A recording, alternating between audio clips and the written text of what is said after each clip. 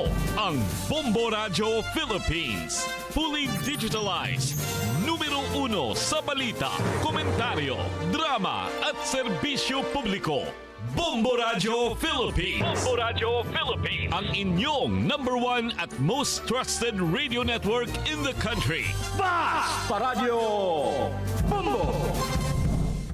Bombo Radio, 2 minutos na nakalabay sila sa isang taknas buntag. Ani ang paghatos sa mga nag-unang balita sa ato nga top story. Suspect sa namusil patay ngadto na sa usa ka LGBTQ member sa Jinsan Nailhana. Sa balitang lokal, dulaan na 10 million pesos nga smuggled the cigarettes na babagan sa checkpoint. Samtang sa nga balitang national, Malacañang gihimakak ang pagkalambigit sa nahimong paghawa ni Representative Saldico sa posisyon ni ini. Sa balitang international, otoridad sa Los Angeles padayon nga ginauhag ang mga residente nga mag-igmat gumikan sa wildfire. Sa balitang espesyal na kung sunog nga nahitabo sa LA, ang rason mao ang pagbugal-bugal sa ngalan sa Ginoo. Sa balitang negosyo, presyo sa kamatis mikunhod. Sa itong balitang sports, Alex Iyala misaka ang iyang ranking sa Women's Tennis Association. Sa balitang showbiz, 50th MMFF nalabuan na ang 800 million pesos nga target sa ticket sales. Mga kabombo, maayong buntag ug welcome sa itong Bombo News and Views sa morning edition. Adlaw karon nga Biyernes, 17 sa bulan sa Enero 2025. Nanukag gikan sa News and Information Center kini yung mga tigbalita. Kini si Bombo Dani Cabagyo. Kiniusap si Bombo Dario Formento kung pagsubay na sa details ng top story. Nailhanaw sa mga otoridad ang mga suspek sa pagpamusil patay sa usa ka LGBTQ member sa Daprosa Avenue, General Santos City. Nahimong interview sa Bombo Radio ngadto na ka Police Captain Cyrus Vince Aro, ang hepe sa Pindaton Police Station nga nagapadayon ang hot pursuit operation nga ginahimo sa kapulisan sa mga suspitsado. Gibutyag nini nga giandam na usab ang kasong murder nga ipasaka batok sa mga suspek nga migamit og caliber .38 nga revolver sa pagpamusil. Nahitabo ang insidente sa gipanag-iyahang salon sa biktima, samtang kini ang naglingkod kauban usab ang pipila sa iyang mga empleyado. Adunay usa ka lalaki ang miabot og namusil sulod sa salon. Pipila kay gayon usab nga misulod gawas ang suspitsado og namusil sa sulod sa salon o nga sa misukol sa pambiktima ang empleyado niini. Pinagi sa paglabay og mga butang apan na corner sa suspitsado ang biktima. Giila ang biktima nga si Rinante Ren Tampos, 35 anyos, usa ka salon owner. Dugang ni Police Captain Aro sa wala pa nahitabo ang pagpamusil. Pipila kay gayon na sumala pa nga nakadawat og pagpambahad ang biktima gikan matud pa sa mga kasosyo niini sa negosyo. 5 minutos na nakalabay sa alas 6 ang taknas buntag ug karpagsubay na sa mga detalye nga balita nga lokal. Napapagan sa mga personay sa Task Force Davao, inubanan sa Kapulisan o Bureau of Customs ang dulan 10 million na pesos nga palusot nga sigarilyo atol sa usa ka routine checkpoint operation sa barangay Sirawan, Turil ning siyudad sa Davao. Sumala pa sa report sa mga otoridad, nakita ang kargamento sa van sa usa ka ilado nga courier company ning Dakbayan. Apan sa pagsusi sa mga otoridad na sayran nga wala kini na rehistro sa mga kumpanya o ipamatud usab kini sa area manager sa mga kumpanya nga dili sa ilahamong van. Wala usab sumala pa magpakita o mga dokumento ang driver niini. Nadiskubrihan nga ang van nagdala og 251 ka mga karton nga palusot nga sigarilyo nga adunay kinatibuk-an nga kantidad nga mobalor nga tuna sa 9,861,790 pesos. Ana na sa kustodiya karon sa kapulisan ang driver og mag-atubang og kaso nga pagsupak sa Republic Act 10863 kuna Customs Modernization and Tariff Act. Dugang pa sa balitang lokal, gipasalig sa opisyal sa gilungkad nga coop sa Plaza de San Isidro Building, Barangay Catalunan Grande ning syudad nga dili maapektuhan ang mga miyembro niini gumikan aduna matud pay insurance ang mga kumpanya nga musalo sa danyo sa mga panghitabo. Sumala pa ni Christopher Lambo, ang satellite office head sa USPD Savings and Credit Cooperative nga nagakontak na kini sa tag-iya sa mga coop bahin sa mga panghitabo ug aron usab nga matagaan og aksyon ng mga kakuwangon sa maong nga building, ilabi na nga aduna pay laing opisina ang maong coop. Sa mga miyembro namo sa USPD Savings and Credit Cooperative, there is ato ang Davao Satellite Office. Nakagarantiya mi ma'am 100% na safety man gihapon ang atong operation tungod kay naman to insurance sa mga yan na ang mga robbery. So far sir, nag-coordinate kami sa kag-iya mismo sa atong building kay para pud kami mismo nga ilahang less safety pod kay sila mas nakabaluman diri sa atong vicinity po. kay para po na noon di lamang po kinilang ilang building hopefully sa other po nilang establishment murag pamaagi po siya na eye opener man po pero no robbery is not bago sa tuwa but then ang atuwa mong kungkuhan ani ma'am sir is bisan pag-unsa din nato kaamping unsa ka secure ang atong establishment but then kung naa-joy way ang mga kawatan may dyan nagpaagi sa unsa nga pinakagamay nga possible na kaya din nilang man. Ginaluman usab ni Lambo nga unta mapadali na sa kapulisan ang pagdakop sa mga suspitsado gumikan usab sa pagkadautan sa mga buhat gani gisaysay usab nini nga walay konsensya matud pa ang mga tawo nga nagpalayo sa maong binuhatan. Sa nagbuhat ani no I don't know kung naabatay konsensya kung naabatay guilt unsa ba naabatay pagtuo sa Ginoo kung manong nabuhat nato kung wa ta kabalo unsa jud kay pinahanglanon jud niya kadako mayang nahimo man hoping na unta maka-realize siya ba noon wala man jud kawatan nga motugan so hoping lang na sa ato ang kapulisan punta na dali ma-identify nato itong kawatan with the help po sa of course sa itong mga presidente at sa kwan kung namin nakita hopefully na mga witnesses nato mga mas para mapadali ang iyahang pagdako. Ang tipik sa pamahayag ni Christopher Lambo ang satellite office head. Kainumduman niya tumilabay nga adong Miyerkules dulaan 700,000 pesos nga kandidat sa kwarta ang nalimas sa mga kawatan ato sa pagpanglungkab sa mga koop din nakipusab sa nakawat ang punto 38 nga pistola sa gwardiya. Sa pagkakaroon na sa kusudiya sa kapulisan ng dugang ebidensya lakip na ang kopya sa CCTV aron nga mapadali ang investigasyon. 9 minutos na nakalabay sa Las Antak na buntag dogas nga balita nga lokal nagpahigayon ang Davao City Health Office kon sa HO ning siyudad sa Davao sa paghatag og libre nga mga prophylaxis nga medisina alang sa mga tawo nga naumol sa tubig baha gumikan adunay taas nga risgo nga matakdan sa sakit nga leptospirosis. Sumala pa sa CHO nga ang mga medisina anasa 18 ka mga health district diri sa syudad o nga nagpasiusab ang CHO sa publiko kabahin sa posibilidad nga magka-leptospirosis ang mga individual or pipila sa mga individual ilabi pa kon kining mga nisgutan ang naumulsab sa tubig baha. Ilabi na usab nga ang syudad nakasinati og mga insidente sa pagbaha sa panahon sa mga pag-ulan karon nga panahon na.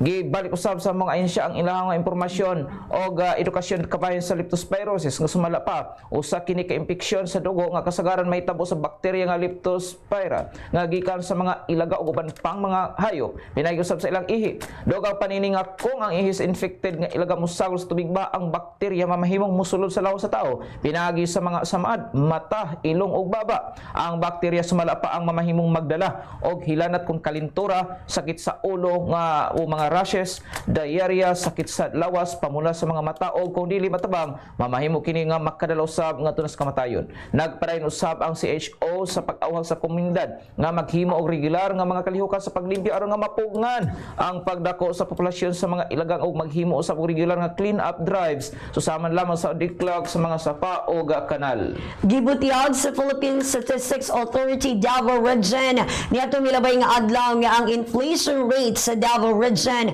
alang sa mga pamilya nga adunay ubos nga kita mikunhod ngadto sa 1.1% sa Disyembre ni adtong milabay tuig gikan sa 1.9% ni adtong Nobyembre tuig 2024. Ang paggunod sa malapas sa inflation gumikan sa hinay nga pagsaka sa presyo sa mga gikinahanglan ng mga produkto ilabi na sa pagkaon og mga non-alcoholic nga mga ilimnon mga miubos sa 0.4% gikan sa 1.8% sa milabing bulan. Ang ubang mga hinungdan sa pagkunod sa inflation mao ang ubos nga presyo sa ubang commodity groups sumala pa sa ahensya nga inflation sa mga sinina o sapatos mikunhod og gamay gikan 3.3% ngadto na sa 3.2%. Samtang ang sektor sa panimalay, tubig, kuryente, gas ug uban pa mga fuel mikunhod usab gikan sa 1.8% ngadto na sa 0.7%. Dugang panini nga ang sektor usab sa kalingawan, sports ug kultura nakasinati sinati usab og gamay nga pagkunod sa inflation gikan 7.1% ngadto na sa 6.9%. Ang inflation usab sa pagkaon mikunod ngadto sa 0.2% sa Disyembre ni atong milabay nga tuig gikan sa 1.7% sa Nobyembre nga gipanguluhan sa dakong pagkunod sa presyo sa produkto sa cereal nga mikunod sa 0% ngadto na sa negative 3.8%, samtang ang presyo sa isda o uban pa mga seafoods mikunod sa 4.4% gikan sa 5.3%. Ang inflation sa prutas ug mga mani mikunod sa 2.5% gikan sa 6.8%. Ang inflation rate sa Davao Region nagpabiling ubos kandi sa ubang mga rehiyon din ng Region 2. Cagayan Valley ang nanguna sa 4.8%, Region 4 Calabarzon sa 3.8%, ang Region 6 sa Western Visayas anaa sa 3.7%, samtang ang Region 12 sa Sorsogon nagpakita usab sa labing ubos nga rate nga 1.0%. Kahinumduman ni atong Disyembre tuig 2023, ang inflation rate sa rehiyon mitala og 4.5% ug ang dakbayan nakasinati og labing dako nga pagkunuhod gikan sa 8.5% ngadto na sa 2.2%. Ang uban nga mga lugar sama sa Davao del Sur mikunod usab og 2.8% gikan 3.7%, Davao Occidental 0.7% gikan 4.7% ug ang Davao de Oro anaa sa 0.4% gikan 3.3%. Ang padayon nga pagkunod sa inflation naghatag og kahupayan sa mga konsumante labi na sa mga pamilya nga anaa sa ubos nga kita, ingon man nagpasabot kini og mas likod nga mga presyo sa rehiyon. 14 minutos na nakalabay sa antak na buntag lugas ng balitang lokal. Gipamahayag sa European Chamber of Commerce of the Philippines Southern Mindanao Business Council nga ang ekonomiya sa Mindanao mosaka og mga unom nga tuna sa 7% sa tuig 2025 kung karong tuiga nga mula pa sa 5% sa gilauman nga National Gross Domestic Product o GDP growth.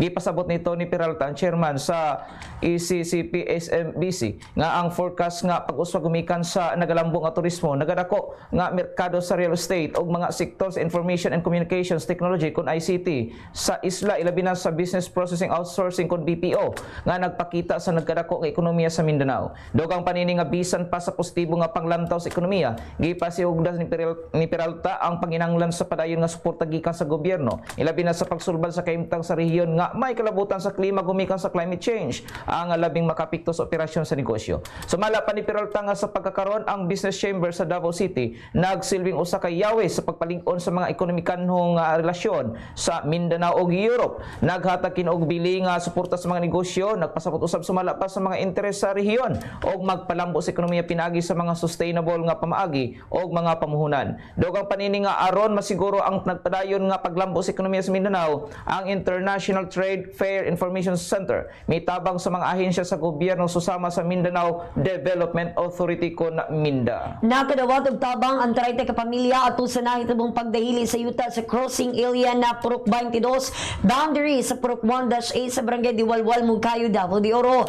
Dali nga mitabang ang gobyerno sa mga probinsya pinaagi sa mga financial assistance ug relief tax alang sa apektadong pamilya. Gikumpirma ni MDRMO Emergency Responder Neil Alvin Manzano nga walay angol or naangol o nasamdan sa pagdahili sa yuta sa mga lugar ug adunay usa ka balay ang nadanyos gumikan sa gikankan nga yuta tungod sa gimontar niini nga establishmento.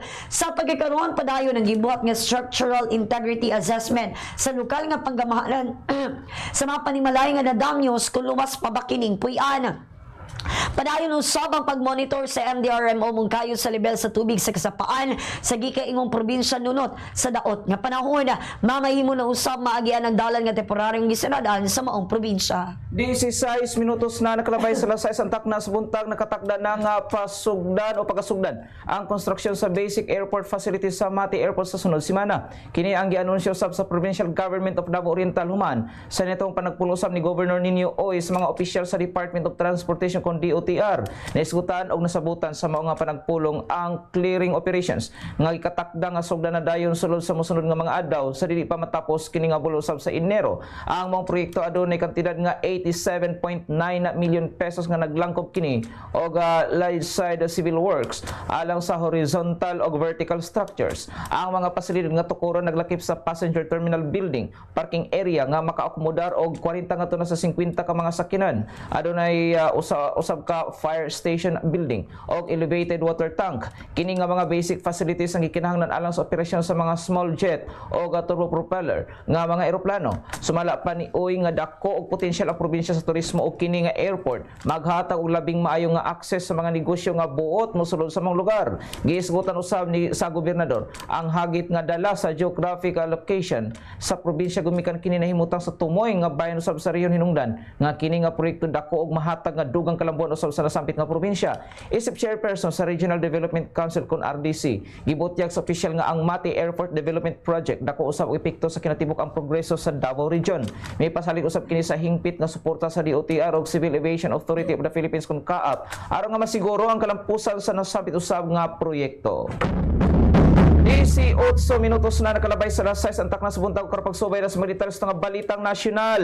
Husganong ipanghimakak sa Malacañang nga adunay kalambigitan ang palasyo sa pagtangtang kang kanihaw sa Appropriations Committee Chairman ako Bicol Party List Representative Zaldico. Kini mo'y giklaro ni Executive Secretary Lucas Bersamin sa diyang gipangutana bahin sa mong isyu. Sumala pa ni Bersamin nga kini ang diskresyon sa liderato sa Kamara tungod ang executive branch dili manghilabot sa legislative branch. Kung kay numduman nga makavakante o nabakante ang posisyon sa pagka-chairman sa APRO ni adto nga Lunes sa abri o sa pag-abri usab sa mong sesyon. Samtang sila si Ilocos Norte o Presidential San Sandro Marcos mo'y mihimo sa motion nga bakantihan o bakantihon ang mao nga chairmanship. Sa laing nga bahin gipaybol usab ni Bersamin nga gawas non nga mudagan si VP Sara Duterte sa eleksyon. Kini ang reaksyon usab sa naiskutang opisyal sa pamahayag ni VP Sara nga mudagan kini sa tuig 2028 nga presidential election. Gibutyag usab ni Bersamin nga wala siya ideya sa usab panihapon usab sa mga senador o ni Pangulong Marcos tungod wala kini giimbitahan. Dugang pa sa balitang national, dili malampuson sumalak pa sa National Security Council ang makahadlok ng mga taktika sa Chinese Coast Guard o ang monster ship sa China. Sa press conference sa National Task Force for the West of Philippine Sea, ang tigpababa sa NSC nga si Assistant Director General Jonathan Malaya may pahibalo nga ang katuyuan sa presensya sa Chinese Coast Guard vessel sa kadagatan sa Pilipinas mao ang pagpanghadlok sa mga mananagat nga Pilipino apan matud pa niini napakyas ang CCG sa ilang gihimo nga makahadlok ka mga taktika. Labot niini siya nagkanayon nga dili sila magduha sa pagsuporta sa mga mananagat nga Pilipino o dili mohulong sa paghagit sa presensya sa mga barko sa China sa kadagatan sa nasod. 20 minutos na nakalabay sa alas 6 ang taknos buntag dugang sa balitang nasyonal. Plano nga mo padayag ang Japan o Pilipinas ngadto kang US President-elect Donald Trump nga kinahanglan nga magpabiling committed sa pagtabang sa pagpatunhay sa lagda sa balaod sa Asian region. Diin ang mga kabalakas sa seguridad nagkagrabe sumala pa. Kay numduman nga ang US, Japan o Pilipinas nagtukod og alyansa ubos sa pagdumala ni outgoing President Joe Biden. Sukal sa nakalabay usab nga tuig aron nga atubangon ang nagkadaghang agresibong aksyon sa China sa gikailugan o giilugan usab nga West Philippine Sea o East China Sea. Ang America First foreign policy nga gidusot ni Trump nagpahinabog usab nga kabalaka bahin sa gidak-on o ginlawdmon sa pagsalig sa US sa rehiyon ubos sa iyang bag-ong termino. Matud pa ni Japanese Foreign Minister Ewaya Takishi nga gikatakda siya nga mutambong sa inaugurasyon ni Trump karong Enero 20 isip usa sa labing suod nga kalyado sa Washington sa Asia uban usab sa Pilipinas. Dugang niini nga taliwala sa nagkagrabe usab nga estratehiko nga palibot sa rehiyon. Ang Japan naghatag importansya sa bilateral nga kooperasyon. Ingon man sa pagmintinar o pagpaalig-on sa trilateral nga kooperasyon tali sa Japan, Pilipinas ug Estados Unidos. Nangayo gustisya ang pamilya sa kapinay nga babae nga gipatay sa iyang Slovenian nga bana samtang sila nagbakasyon sa Bled, Slovenia niadtong milabay nga Disyembre 29. Kahinumduman nga napalgan ang lawas ni Marbil Pacturan sa apartment nga giabangan nilang magtiayon nga puno og sa madinunggaban. Giila ang iyang bana nga si Mitha Kuchanchik nga mao ang prime suspect. Ang inahan ni Marbil nga si Vilma Pila nangayog tabang aron mabalik sa Pilipinas sa patayng lawas sa iyang anak ug mahatagan og gustisya ang kamatayon niini. Sumala pa ni Vilma nga niadtong Pebrero sa milabayng tuig na himamat sa iyang anak ang nabana niini sa social media ug guman sa 5 kabulan mianhi sa Pilipinas ug nagpakasal ang duha. Gilayon nga nagpropose ang lalaki sa iyang anak niadtong Hulyo 15 ug niadtong Hulyo 29 gikasal ang duha sa Silang, Cavite. Bisan pa man ug walay nakitang negatibong pamatasan gikan sa Slovenian, giingnan matud pa or gitambagan matud pa sa inahan ang iyang anak nga bantayan pag-ayo ang kinaiya. Apilar sa inahan sa gobyerno nga nga tabangan ang ingon mga pagtabang nila nga matan-aw nga patay lawas ni Mabil ug mahibal-an ug unsa gayon ang nahitabo ingon man hatagan sila og gustisya. 22 minutos na nakalabay sa alas 6 antak na sa buntag dungas tong balitang nasyonal gimanduan ni Pangulong Marcos Jr. ang Department of Budget and Management nga ibalik ang gikuha nga 400 million pesos nga branding budget sa Department of Tourism. Sa tigom sa Malacañang uban ni Tourism Secretary Cristina Frasco, sumala pa ni Presidente Marcos nga ang momentum sa DOT sa pagpasiugda sa international image sa nasod dili angay nga usikan ilabi na nga ang Pilipinas mao'y nahimong sentro sa atensyon gumikan sa bag-o nga mga kalampusan sa pipila ka mga Pilipino. Apil na nini ang duha ka bulawang medalya ni Carlos Siolo gikan sa Paris Olympics ug ang kadaogan ni Sofronio Vasquez sa usa ka prestihiyoso nga talent search show. Gisgutan usab sa presidente ang dili malimtan nga dedikasyon sa mga Filipino health workers sa tibuok kalibutan sa panahon sa pandemya nga kabahin sa pagpakailap sa maayong imahe sa Pilipinas. Matod pa sa presidente nga ang pondo kuhaon gikan sa contingency fund sa Office of the President. Ingon man nga giuyunan usab og mipaabot sa iyang hingpit nga suporta si DOT Secretary Cristina Frasco sa pamahay usab sa Pangulo. Sa iyang presentasyon sumala pa ni Frasco nga ang kakuwang sa pondo sa DOT mahimo nga mosangpot usab sa pagkuno sa pakiglambigit sa mga target audience, mas gamay nga mga oportunidad alang sa pamatigayon o pagpaaktibo sa mga konsumidor o kakuwang sa global nga mga placement sa media. 23 minutos na nakalabay sa alas 6 ang taklas buntag o karapagsubay na sa mga detalye sa mga balitang internasyonal. Nagapadayon ang mga otoridad sa Los Angeles sa California sa pagtambak sa mga residente nga mahimong alerto gumikan ang peligro usab sa sunog wala pa matapos. Sumala pa ni Los Angeles Fire Chief Christine Crowley nga lauman ang kusog nga hangin nga musangko ngadto na sa wildfire sa mga lugar. Kapin sa 88,000 ka mga residente na ang nagpabiling nga anaa sa evacuation center samtang dulan sa 85,000 usab ang ubos sa pagpasidaan sa pagbakwit. Gipakatag na usab sa mga otoridad ang mga bumbero sa kitawag nga high fire risk areas sa Los Angeles o ang mga otoridad wala gihapon mohunong sa pagpangita sa mga balay aron nga makit-an ang nasunog nga mga individual. Gidakop usab nila ang kapin sa 50 ka mga tawo nga nanlimbasok sa pagsulod sa mga balay o nagapangawat. Dili makatambong si kani First Lady Michelle Obama sa inaugurasyon ni US President-elect Donald Trump. Mao kini ang gipahibalo sa iyang buhatan. Ingon man nga wala siya gihatag nga rason sa dili pagtambong sa kaniya First Lady. Nahimong tradisyon na sa matag higayon nga ang mulingkod nga bagong presidente sa Estados Unidos ang mga kani presidente ug ang ilang mga kapikas mamahimong mutambong. Samtang gikumpirma usab nga mutambong sa inaugurasyon ni Trump mao sila kani President George W. Bush ug ang iyang asawa nga si Laura Bush. Ingon man sila kani President Bill Clinton ug Hillary Clinton. Kahinumduman nga magadagang higayon na nga gisaway ni Michelle Obama si Trump gumikan sa gikaingong pagbutang sa ilang kinabuhi sa peligro. Samtang ang pasto nga balitang internasyonal dali nga napugngan sa mga otoridad sa Los Angeles, California ang laing wildfire nga miulbo ug natala ang brush fire sa Ventura County. Diin ilang gitawag kini nga auto fire. Niabot sa 55.7 ka hektarya usab ang sunog human nga nakontrol sa mga bumbero ang kalayo ug hingpit nga napalong. Bisan pa man tungod sa nagaplayon nga mga sunog ang National Weather Service nag-issue og usa ka bagong alerto sa kalidad sa hangin nga naglangkob sa air basin sa South Coast nga lakip usab ang tanan nga Orange County ug uban pang mga bahin sa LA, Riverside ug San Bernardino nga mga county ug Coachella Valley. Kini tungod usab sa makadaot nga level sa abog ug abo nga gidala sa hangin paingon sa mga residential area. Ang mga residente sa mga apektadong lugar gipahinumdum usab nga likayan ang mga kalihukan sa gawas ug sirado nga mga bintana ug portahan sa ilang mga balay ug mga sakyanan. 26 minutos na nakalabay sa alas 6 ang takna sa buntag o karon pagsubay na sa ato nga balita nga espesyal. Nag-viral karon sa social media ang usa ka video diin makita sa mao nga footage nga nagpahigayon og panagtigom ang mga batikan og mga inilang mga artista sa usa ka Golden Globes Award nga gipahigayon kani atong pizza 7 sa Enero ning kasamtangan tuig. Ayha nahitabang usa ka wildfire sa Los Angeles, California. Makita usab sa maong panagtigom nga daw gika buangan sa mga tao pinaagi sa usa ka host nga si Nikki Glaser. Ang ngalan sumala pa sa Ginoo. Sumala pa nini nga ang rason og nganong walay miuyon bisan usa nga ang Ginoo mo'y magbubuhat sa tanang butang mao ang mga tao nga nagpuyo sa mong dapit og wala nagato sa adunay Ginoo kon sa in English nga pinulungan gikan na Nikki Glaser nga no surprise in this godless town. Inubanan dayon kini sa ilahang makusog nga katawo ato paminawon ang unod usab sa mong istorya. Tucci's new cologne, now available at Buca de Beppo. So much has already happened in the first half, and the acceptance speeches have been on fire. Who got shouted out the most? Let's look at the numbers. All right, cast and crew are leading the way with 11 mentions. Moms are holding strong with 3 shout-outs. God, creator of the universe, 0 mentions. And, all right, no surprise in this godless town.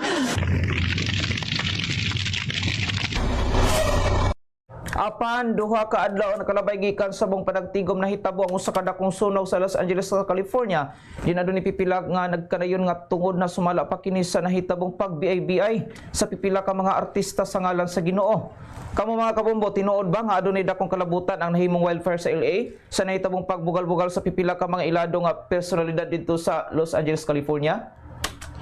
Samtang sa balitang negosyo, adunay pagkunod sa presyo sa kamatis sa mga merkado, partikular na sa NCR human sa labing pagsaka sa presyo niini human sa bag-ong tuig. Kahinumduman nga base sa monitoring sa Department of Agriculture kaniadto, miabot sa 360 pesos ang kilo sa presyo sa kamatis sa pipila kapalitanan sa NCR. Hinon gipaibalo ni DA spokesperson Assistant Secretary Arnel de Mesa nganunod pa man nga nagpabiling nga taas o elevated paghihapon ang presyo sa kamatis kini mikunhod na tandi sa presyo niini sa milabayng mga adlaw. Gikan sa 200 pesos hangtod 300 ay nguman 300 pesos o labaw pa nga presyo matag kilo sa mga nilabay nga adlaw. Adunay mga merkado na usab sa kauluhan nga nagabaligya o ga 150 pesos ngadto na sa 160 pesos matag kilo. Una nang gikanayon sa DA nga sa pagsugod sa Pebrero o katapusan sa Enero, mas mukunod pagayud ang presyo sa kamatis uban sa pagdahom usab ngadto sa mga anihanan nga gikan sa mga dagkong supplier. Nagatuusab ang DA nga magpabili nga taas ang local production niini gikan sa mga nagunang producer sa tibuok nasod. Bili sa piso batok sa langyaw nga sa lipi. US dollar 58 pesos and 61 centavos, Hong Kong dollar 7 pesos and 53 centavos, Singaporean dollar 42 pesos and 91 centavos, Saudi Arabia real 15 pesos and 63 centavos, samtang sa itong euro 60 pesos and 35 centavos. Ay, Tinoy, biminutos na nakalabay sa alas 6 ang takong subuntag karpagsubay na sa detalye sa nga balitang sports. Dako ang pasalamat karon sa Pinay tennis star nga si Alex Ayala. Human nga ni Saka na usab ang ranking sa Women's Tennis Association. Sumala pa sa labing ulahi nga ranking nga gipagawa sa WTA. Ana siya sa ika 30,136 nga pwesto. Sa unang semana sa Enero, ika 143 ang iyang nga pwesto human nga mapakyas pag-abante sa main draw sa Australian Open. Gipildi siya ni Jan Fett sa Croatia sa score nga 7-5, 6-2 sa Grand Slam qualifiers. Ang 19 anyos nga si Ayala nagkanayon nga pauswago niya ang iyang dula aron nga mas mataas pa ang iyang ranking sa kalibutan sa dula nga tennis. Samtang sa Bombo Showbiz balita na labuan na sa 50th Metro Manila Film Festival kun MMFF ang ilahang 800 million pesos nga target nga gross ticket sales. Sumala pa sa Metropolitan Manila Development Authority kun MMDA nga nanguna ang pelikulang And the Breadwinner Is nga mikita og 400 million pesos ticket sales nga gisundan sa Green Bones of the Kingdom. Gikanayon ni MMDA Chair ug kasamtangan nga MMFF Overall Chairman Attorney Don Artes nga nag-level up na ang standard sa tinuig nga festival. Ang hisgutanan, ingon man ang nahisgutan nga kalidad sa entries ug napaayo pa niini sa subling pagbuhi sa Student Short Film Festival. Padayon sab ang ilang gihimong pag-awhang sa mga local entertainment industries nga muhimo og mas dekalidad nga mga pelikula. Right, ay 1 minutos na nakalabay sa alas 6 antak na buntag mga kabumbo ato nga balikan ang mga nag-unang tulis ng mga balita karon mga orasa sa tanga top story suspect sa namusil patay ngadto na sa usa ka LGBTQ member sa Jinsan nailhana sa kapulisan. Sa balitang lokal, dulan 10 million pesos nga smuggled the cigarettes nababagan sa checkpoint. Samtang sa tanga balitang national Malacañang gihimakak ang pagkalambigit sa nahimong paghawa ni Representative Zaldico sa posisyon ini. Sa balitang international, international otoridad sa Los Angeles padayon nga ginauhag ang mga residente nga mag-igmat sa wildfire. Sa itong balitang espesyal na kung sunog nga nahitabo sa LA sa California, ang rason mao ang pagbugal-bugal sa ngalan sa Ginoo. Sa balitang negosyo, presyo sa kamatis, Mikonhon. Sa itong balitang sports, Alex Iala, misaka ang iyahang ranking sa Women's Tennis Association. Sa balitang showbiz, 50th MMFF nalabuan na ang 800 million pesos na target sa ticket sales. Mga kabombo, mato ng langkob sa to nga Bombo News and Views sa morning edition. Adlaw karon nga Biyernes, bisa 17 sa bulan sa Enero tuig 2025. Nanukad gikan sa News and Information Center kini mga tigbalita. Kini si Bombo Dani O Cabagyo. kiniusab si Bombo Dario Formento para sa number 1 and most trusted radio network in the country, Bombo Radio Philippines. Basta Radio, Bombo!